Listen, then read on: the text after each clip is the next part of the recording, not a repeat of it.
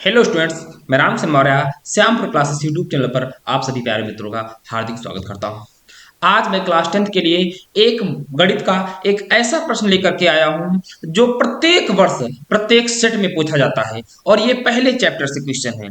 कौन से है? वास्तविक संख्याओं से है। कह रहा है क्या क्वेश्चन क्या है? कह रहा है सिद्ध कीजिए कि √3 एक अपरिमेय संख्या है। यूपी बोर्ड 2019, 20, 22, 23 इतनी बार पूछा गया है। एक क्वेश्चन और पूछा था, √2 भी एक पूछा था, परिमेय संख्या है। इसे आप कैसे प्रूव करेंगे? अगर यह पेपर में आता तो यह सीधा 6 अंक का आता है, इसलिए यह वीवीआईएमपी क्वेश्चन है और आप इसे अति महत्वपूर्ण क्वेश्चन है, आप इसे हर हाल में आना चाहिए। देखिएगा, मैं इसे बहुत सरल तरीके से आपको बताने जा रहा हूं। मात्र 5 मिनट में एक क्वेश्चन आपका हो जाएगा और यह पेपर की दृष्टि से बहुत महत्वपूर्ण है, इसलिए इसे आप 1 से 2 बार अवश्य देख लीजिएगा। चलिएगा क्वेश्चन को सॉल्व करते हैं। क्या कह रहा है? सिद्ध करना है कि √3 एक अपरिमेय संख्या है। ठीक है, अगर √3 एक अपरिमेय संख्या है और मैं मान लू, माना, देखो सॉल्व कैसे करते हैं। माना सोल्यूशन में देखो भैया, माना क्या लिखा, लिखो माना √3 एक परिमेय संख्या है। परिमेय संख्या है। एक बात समझो, रूट सिद्ध करना है √3 एक अपरिमेय संख्या, पर मैंने माना है √3 एक परिमेय संख्या है। अगर मैं इसे √3 परिमेय संख्या को प्रूव कर लेता हूं, यदि ये सिद्ध हो जाता है कि √3 एक परिमेय है तो अपरिमेय नहीं हो पाएगी। अगर परिमेय नहीं सिद्ध हो पाई, ठीक है, अगर √3 एक परिमेय संख्या नहीं हो पाई, इसका मतलब ये क्या हो जाएगी? अपरिमेय संख्या हो जाएगी। तो ठीक है, माना मैंने क्या है कि √3 एक क्या है? अपरिमेय परिमेय संख्या है। तो फिर क्या होगा? तो आपको क्या लिखना होगा? इसलिए देखिए, इसमें हिंदी में भी लिखना पड़ेगा, लैंग्वेज का प्रयोग होगा, इसलिए जैसे से मैं कर रहा हूं आपको उसी प्रकार से क्वेश्चन पेपर में करना है। ठीक है, चलिए, तो इसलिए क्या होगा? इसलिए जो ये √3 होगा इसे लिखा जाएगा a/b। और फिर क्या होगा? कामा लगाइएगा, इसके बाद कामा लगाए लिखेंगे जहां जहां a व b क्या है? सह अभाज्य संख्याएं। सह अभाज्य क्या है? संख्याएं हैं। ठीक है, संख्याएं हैं, सह अभाज्य संख्याएं हैं और पूर्णांक भी हैं। फिर वह क्या हो? b नॉट इक्वल 0 हो और b की वैल्यू 0 ना। ठीक, इतना हो जाएगा। तो हम भी इसे सॉल्व करेंगे, लिखेंगे दोनों पक्षों का वर्ग करने पर। ठीक है, क्या लिखोगे आप? दोनों पक्षों का वर्ग करने पर। अगर मैं आप दोनों पक्षों का क्या कर देंगे? वर्ग कर देंगे, तो यहां से क्या आ जाएगा? देखो, √3 है, इसका स्क्वायर हो जाएगा बराबर a/b, इसका स्क्वायर हो जाएगा। तो √3 का स्क्वायर करेंगे 3 आएगा, इक्वल a² क्या आ जाएगा? b² आ जाएगा।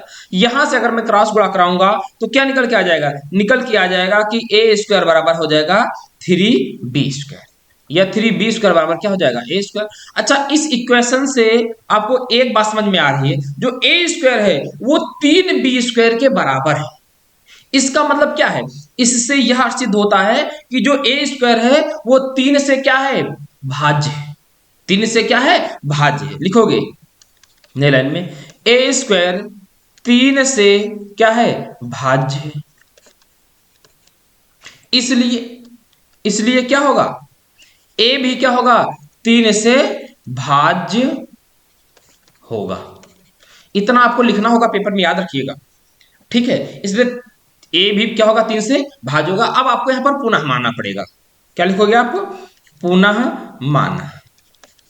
a बराबर कोई अचर थर्ड लाइए, यहां पर a और b मैंने 2 चर लाए हैं, आप कोई थर्ड चर लाइएगा, c ले आते हैं। तो a बराबर मान लेते हैं हम लोग क्या? 3c। भाई 3 से विभाज्य है तो आपको 3c मानना है, अगर 2 से विभाज्य होगा तो 2c मानना है। ठीक है, तो अब a की वैल्यू यहां पर पुट कर दीजिएगा 3c। जब 3c लिख देंगे तो हो जाएगा 3c का स्क्वायर बराबर 3b²। तो यहां आ जाएगा 9c² इक्वल 3b²। अगर मैं इसे यहां से सॉल्व कर देता हूं, देखिए जगह है, दिख रहा है ना भैया? ठीक है, चलते हैं अगले पेज पे। तो यहां क्या लिख रहा है? 9c² बराबर क्या है? इक्वल, देखो निकल के आया है 9c² इक्वल 3b², या 3c square equal B square. इसका मतलब क्या, जो ये बी स्क्वायर है, या देखो, या मैं इसे लिख सकता हूं बी स्क्वायर बराबर 3c²।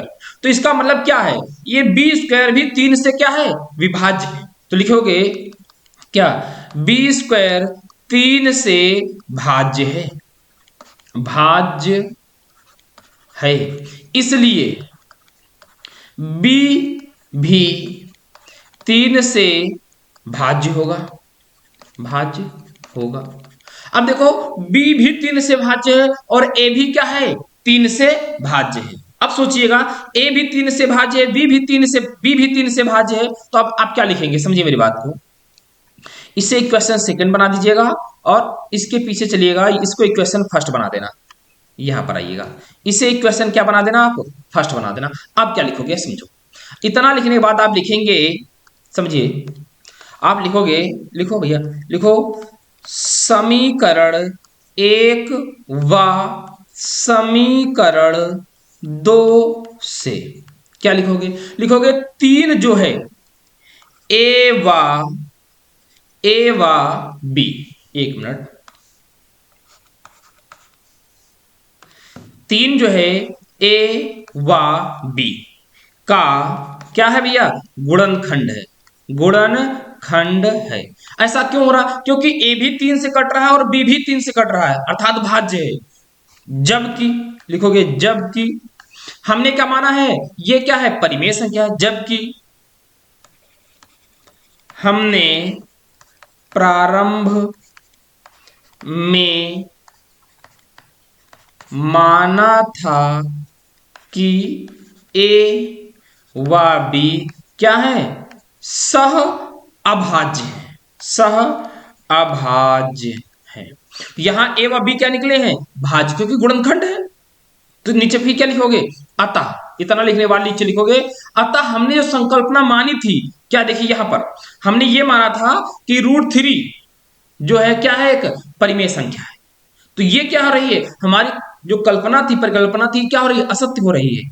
ठीक है, अब नीचे लिखोगे अतः, अतः हमारी परिकल्पना क्या हो गई है, गलत है, गलत है, गलत है। ठीक है, इसके आगे क्या लिखोगे, √3 एक परिमेय संख्या, परिमेय परिमेय संख्या नहीं है। अतः अतः √3 एक अपरिमेय, देखो परिमेय नहीं है, इसका मतलब क्या होगी, अपरिमेय संख्या है। लो भैया, ये हो गई आपका प्रूफ। ये सीधा 6 अंक में पेपर में पूछा जाएगा। यह महत्वपूर्ण क्वेश्चन है, कई बार क्वेश्चनों में रिपीट हुआ है, इसलिए इस क्वेश्चन को आराम से देखिएगा। एक क्वेश्चन ये, इसके आगे में एक और लाया हूं क्वेश्चन ये वाला, देखिएगा। इस क्वेश्चन को भी हूबहू आप उसी प्रकार पिछले क्वेश्चन के प्रकार प्रूव करेंगे। जहां मैंने √3 का प्रयोग किया था, अब वहीं पर आप √2 का प्रयोग करेंगे। जहां हमारे में देखिए 3 आया था, वहां आप में 2 आएगा। जहां हमारे में 9 आया था, वहां आप में क्या आएगा, 3 आएगा। बिल्कुल हूबहू उसी प्रकार से हो गए। इन दोनों क्वेश्चनों को आपको अवश्य हल कर लेने आने चाहिए, याद रखना। ठीक है ना, बहुत महत्वपूर्ण क्वेश्चन है, पेपर में आएंगे, याद रखना, छपेगा पेपर में ये क्वेश्चन, बाद में पछताने से कुछ नहीं होगा। इसलिए इस क्वेश्चन को एक बार लगाइए, 2 बार लगाइए, पेपर में आना चाहिए, ये क्वेश्चन आपको आना चाहिए। ठीक है ना, पहले, क्योंकि पहले चैप्टर से अगर कोई रियल नंबर से 4 अंक या 6 अंक में क्वेश्चन मिलेगा, सीधा इनके अलावा कोई क्वेश्चन नहीं बन सकता। ठीक है, एक बात और समझ ली मेरी बात को, एक बात और समझिए, थोड़ा सा आपको और एक हिंट दूंगा। अगर मान लीजिए इसके अलावा आपसे कोई नया क्वेश्चन बना देता है, कई बार ऐसा पूछ देता है। देखो, एक बार मैंने देखा है, समझो थोड़ा सा। एक बार पूछा गया था कि इसे मालूम √3 आपको आता है प्रूफ करना कि ये क्या है, अपरिमेय। तो आपसे कह दूं कि 3, एक मिनट, मैं आपसे कह दूं जैसे कि 2 + √3 एक अपरिमेय संख्या है, तो प्रूफ करिए। देखिए मेरी बात को, अगर √3 को आप अपरिमेय संख्या प्रूफ कर लेते हैं, तो 2 में जोड़ने के बाद भी परिमेय में यदि अपरिमेय संख्या जोड़ते हैं तो वो अपरिमेय ही हो जाएगी पूरी। टोटल क्या होगी, अब परिमेय संख्या होगी। जैसे मैंने पिछला क्या है, आप वैसे यहाँ पर √3 को दिखाएंगे बिल्कुल मान करके।